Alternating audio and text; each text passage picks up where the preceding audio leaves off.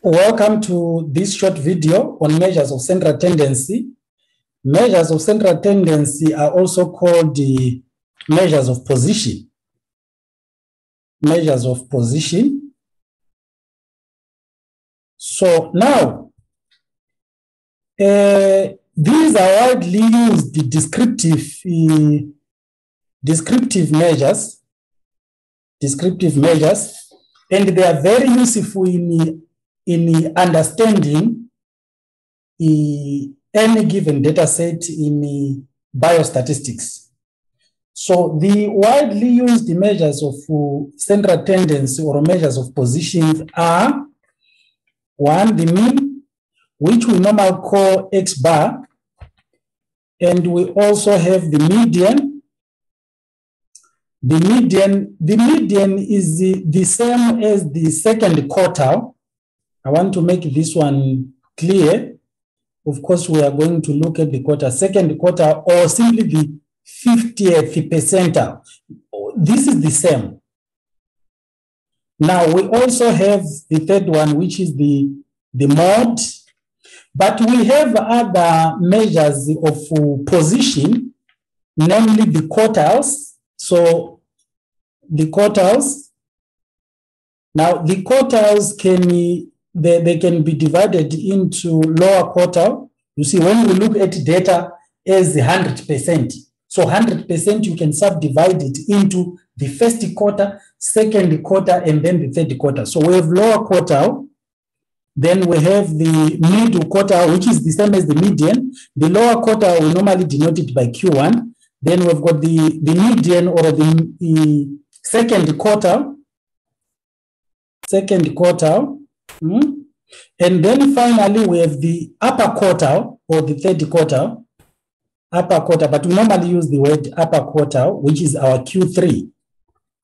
Now, what we are going to do in this short video is to demonstrate to you how to calculate these measures of central tendency or position in the context of ungrouped data. And I want you to take note that, remember, when we were looking at descriptive biostatistics, we said basically it is that branch of biostatistics where we are looking at the describing data using measures. Now, these measures are divided into measures of central tendency and measures of dispersion or variability, as well as the use of graphical techniques. So the graphical techniques and all the measures, they all form part of descriptive biostatistics. Now, let us look at the mean. Now, I'm going to use a simple example of some few figures and then demonstrate how to get the mean, how to get the median, how to get the mode, and how to get the quartiles. So now, let us assume that we have got yield data in tons per hectare recorded over a certain period of time. So let me just say these are yield data in tons per hectare over time. So let me assume that the yield is 2 tons per hectare, 3, then we've got 4, maybe another 4, and then 10. 1, 2, 3, 4, 5, 6, 7. So this is over a 7-year period. Somebody is planting a certain area, a certain hectare, and the yield obtained of a particular crop over a 7-year period is shown as 1, 2, 3, 4, 5, 6, 7. So those are the figures. What is the mean? What is the average? So the mean, we normally use the arithmetic mean. We said this is the sum of all the values divided by the number of values that have been summed. And this will be 2 plus 3 plus 3 plus 3 plus 4 plus 4 plus 10. We divide this by 7. So eventually we get which will be equal to, so I think here we can actually use our calculator. That is 2 plus 3 plus 3 plus 3 plus 4 plus 4 plus 10. That will give us 29 divided by 7. We can divide that by, okay, 29 divide that by 7. That will give us about 4.1. That is about 4.142. Normally, we are told to leave our answers in 2 decimal places. So I can write this as 4.14 to 2 decimal places. Now, what is the meaning of this? Here we are looking at the center of the values. That is why we call it central tendency. Center in relation to the position of the rest of the values. So if you look at 4.14, it's somewhere, I think it's somewhere here. That is our position there. It's 4. I think something like that. Now, if you look at that, you can easily see that, okay, when you look at the range of the overall values, range, basically, we are looking at 10 minus 2. So the range, the maximum minus the minimum, that gives us 8, about 8. So what is the center of the range? But you can easily see that there is a skewness which is caused by 10. This 10 is an outlier. It is an outlier simply because it is at too high values compared to the rest of the values that we have. So that is basically how you obtain the mean. So this is called the arithmetic mean, and I think that has to be very clear. Arithmetic. We have other means such as harmonic means and so forth.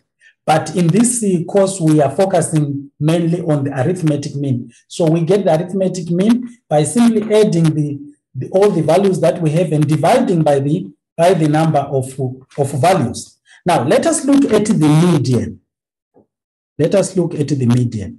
How do we get the median? The median, let me say we have our minimum number, then we have our maximum number. So the median is that particular number which divides a given data set, an arranged data set. So the arrangement does not matter. It can be in ascending order or descending order. In other words, here we have arranged in ascending. So I can also arrange in descending order so that we have this scenario, but still the median will still be the same. Does not matter. But preferably we would want to arrange in ascending order, which makes a lot of sense. So the median is the value that occupies the 50th percentile position. So by definition, the median is that measure of central tendency which divides an arranged data set into 50% below or equal to it and 50% above or equal to it. So we have got 50% of the values this side, another 50% of the values that side. So that is the median. So if you look at this, it follows therefore that for us to get the median of any given data set, we need to arrange the data. That is the first point. So in the given data, it's already arranged with 3, 3, 3, 4, 4, then 10. So our minimum is 2, our maximum is 10. What is our middle number? Now look at the numbers. The numbers are 7. In other words, our n, which is the number of values, is 7, which is an odd number. It is an odd number. So when we are talking of the median, in this case, it is the number, this 3 is the median. You can see that 3 of the values are above and 3 of the values are below or equal to it. Below or equal to it. So this is the median. But ladies and gentlemen, it will be very good for us to have a working formula. It is very easy for us to visualize and see what the median is because we only have 7 values. What about if we are given a number, a lot of numbers, which are such that we cannot easily write down and tell what the median is? So we need a working formula. Now, the median for an odd number of values is given by n plus 1 over 2 the position. This is the median. I will explain this. What do we mean here? Now, in our case, we have 7 values. So the median is 7 plus 1 over 2 the position. 7 plus 1, that is 8 over 2, which is equal to the 4th position. The 4th position. Median is not 4. It is a position. The value that occupies the 4th position when the data has been arranged, then that becomes our median. So we can easily see 1, 2, 3, 4. It is this value that becomes our median. Now, what happens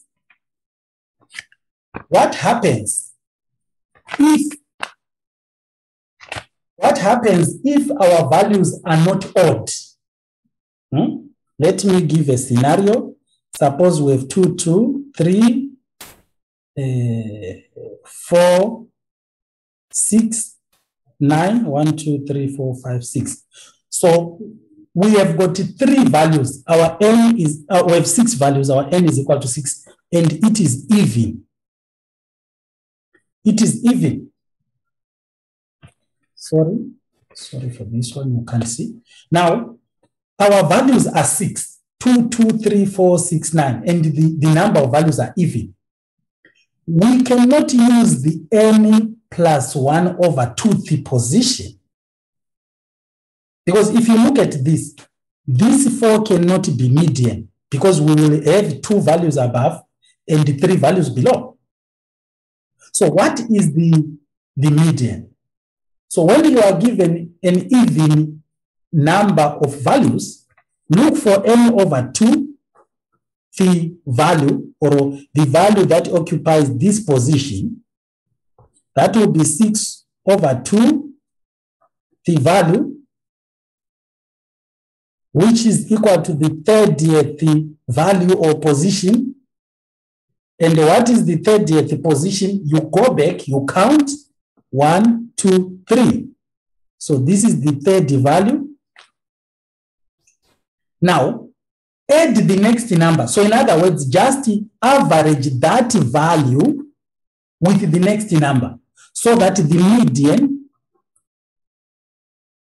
becomes 3 plus 4 divided by 2, which is equal to 7 over 2, which is equal to 3.5. So I want you to take note that our median, therefore, is 3.5. It's 3.5. So the number that is 3, 3.5 is not actually part of the data set, but the number, the imaginary number, which we know, of course, it is here, is the one that occupies the middle position in relation to the range of the numbers that have been provided. So if you look at these numbers, this and this, they are 50%, and we have 50%. So 50% is below or equal to 3.5, and 50% is above or equal to 3.5. So in short, what are we saying? If n is odd, I can easily summarize this like this. N odd, if n is odd, our median is given by n plus 1 over 2, the value. So the value that occupies this position in the case when n is odd. Otherwise, it is given by the average of these two values, n over 2th value plus the value that occupies this position, n over 2th plus 1. Then we divide that by 2 for n if n is even. I want you to take this very simple. Once you get this, you just add the next value. You just add the next value to this and you average. That will give you the median. Now let us look at the last measure, which is the mode. This one is very simple. It is the value that occurs most. That occurs most in a given data set. The value that occurs most. In our case, we had 2, 3, 3, 3, 4, 4, 10. So you can easily see that 3 occurs 3 times. So our mode, we don't need to calculate anything, is equal to 3. Assuming that we have got a data set which is such that maybe we've got 2, 3, 3, 3, 4, 4, 4, 10. You can easily see that 3 occurs the same number as 4. So our mode becomes 3 and 4. In this case, it is important for one to note that mode is not unique. In other words, a data set can have more than one mode. In this case, it is called bimodal. It is bimodal. Bi means 2. This one is unimodal. Unimodal because our mode is just 1. So we can actually have trimodal when a data set has got 3 modes. And we can have a multimodal data where data has got so many modes. So we can also have data with no mode, in which case then all the numbers appear the same number of times. We say that data set does not have any mode. This is the simple summary of the measures of central tendency or position, that is the mean, mode, and median. In the next short video also, I will demonstrate the other measures of central tendency for ungrouped data case, that is the quartiles, the lower quartile, the middle quartile, or the second quartile, which is just the median. I'll just remind you how to get that one, and the third quartile. Thank you very much and enjoy.